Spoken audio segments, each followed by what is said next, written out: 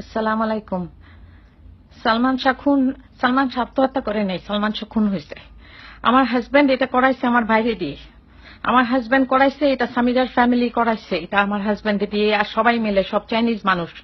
সালমান শাহ আত্মহত্যা করে নাই, সালমান শাহ খুন হয়েছে।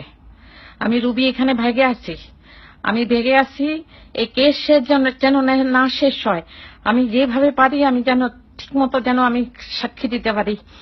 আপনি আমার জন্য দোয়া করেন। আমার খুন করার চেষ্টা করা হচ্ছে, দয়া করে আমার জন্য দোয়া করেন। আমি ভালো নাই, আমি কি করব আমি জানি না। এতটুকু জানি যে সালমান শাহ ইমন আত্মহত্যা করে নাই, ইমনের স্বামীরা, আমার হাজবেন্ড ও স্বামীরার সমস্ত ফ্যামিলি সবাই মিলে খুন করছে। প্লিজ দয়া করে কিছু করেন, এই জানান।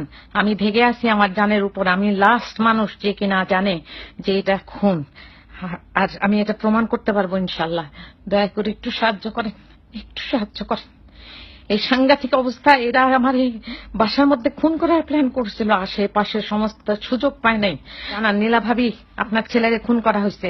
আমার যা করার আমি করবো, আমি ভেগে আছি ভাবি। সালমান শাহ আত্মহত্যা করেনি, বরং সালমান শাহকে খুন করা হয়েছে।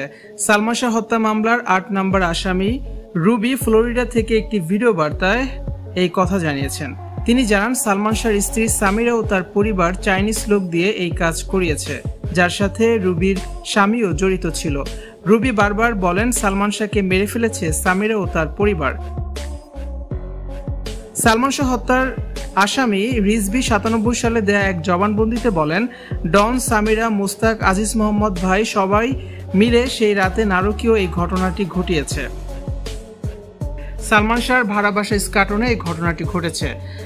এত প্রমাণ থাকার পরেও দীর্ঘ ২৯ বছর ধরে সালমান শাহর মৃত্যুকে অপমৃত্যু বলে চালিয়ে দিচ্ছে তদন্ত সংস্থাগুলো।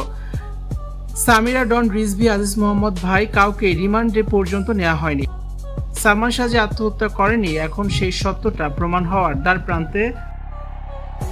ভিউয়ার্স, এই বিষয়টি নিয়ে আপনাদের কি মতামত? কমেন্টস করে অবশ্যই জানিয়ে দিন, আর ভিডিওটি শেয়ার করার অনুরোধ রইল।